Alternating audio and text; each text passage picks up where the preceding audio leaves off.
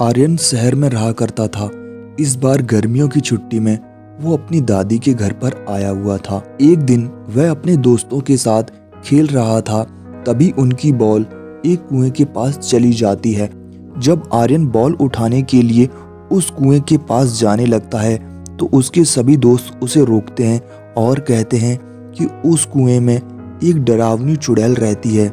ऐसा बोलकर उसके दोस्त आर्यन को कुएं के पास जाने से रोक देते हैं। फिर शाम को जब आर्यन घर पर आता है तो दादी से उस कुएं के बारे में पूछता है।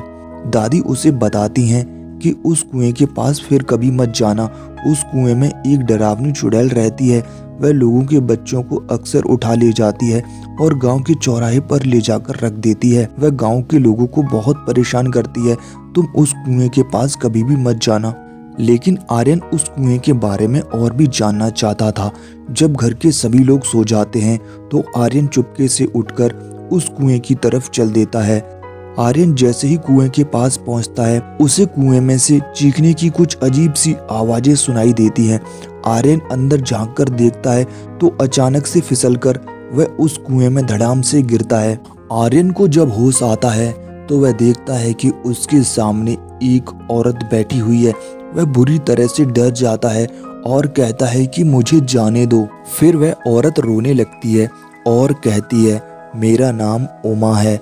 मैं बहुत से सालों से इंतजार कर रही थी कि कोई आकर मेरी मदद करे।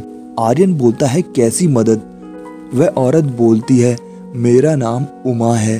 मैं कई सालों पहले इसी गांव में रहा करती थी, लेकिन मेरा पति अक्सर पीकर आता था और दहेज के लिए मेरी मारपीट करता था। जब मैंने इसका विरोध करना चाहा तो उसने मुझे मारकर इस कुएं में फेंक दिया। इसके बाद मैं चुड़ैल बन गई। मैं इस कुएं से चीखकर लोगों से इंसाफ की मांग करती हूँ, लेकिन सभी लोग डरते हैं और कोई भी इस कुएं के पास नहीं आता। फिर आर्यन पूछता है, अगर तुम किसी को नुकसान नहीं पहुंचाना चाहती तो गांव के लोगों के बच्चे अक्सर क्यों गायब हो जाते हैं और गांव में ये डरावनी घटनाएं क्यों होती रहती हैं? उमा उसे विश्वास दिलाती है कि मैंने आज तक किसी के भी बच्चे को नहीं उठाया और ना ही गांव में किसी और को परेशान किया। वह कहती है, हो सकता है कोई और चुड़ैल हो जो ये सब करती हो। आर्यन उसकी मदद करने की ठान लेता है। वह कहता है कि मैं तुम्हें जरूर इंसाफ दिलाकर रहूंगा। इसके बाद उमा उसे कुएं से बाहर निकाल देती है। अगले दिन आर्यन गांव वालों को उस कुएं के बारे में सारी सच्चाई बताता है, लेकिन गांव के लोग उसकी बातों का विश्वास नहीं करते।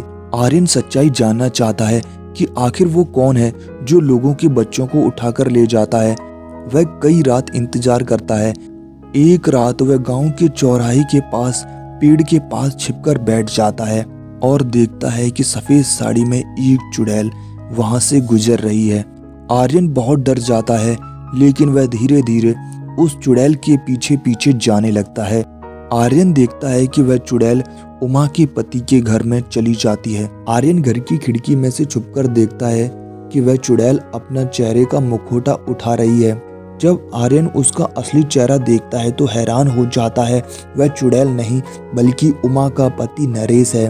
आर्यन को जब असलियत पता पड़ जाती है तो वो गांव वालों को बुलाकर लाता है। सभी गांव वाले नरेश के घर पर आ जाते हैं और उसका दरवाजा खुलवाते हैं। वह अंदर से दरवाजा नहीं खोलता। फिर गांव के लोग उसका दरवाजा तोड़ देते हैं और जैसे ही घर के अंदर जाकर देखते हैं उन्हें वह सभी सामान दिखाई दे जाता है जिससे वह चुड़ैल जैसा भेष बनाया करता था। फिर नरेश गांव वालों से माफी मांगता है और कहता है कि मुझसे बहुत बड़ी गलती हो गई है, मुझे छोड़ दो। लेकिन गांव वाले नहीं मानते। गांव वाले पुलिस को बुलवाकर उसे कड़ी सजा दिलवाते हैं।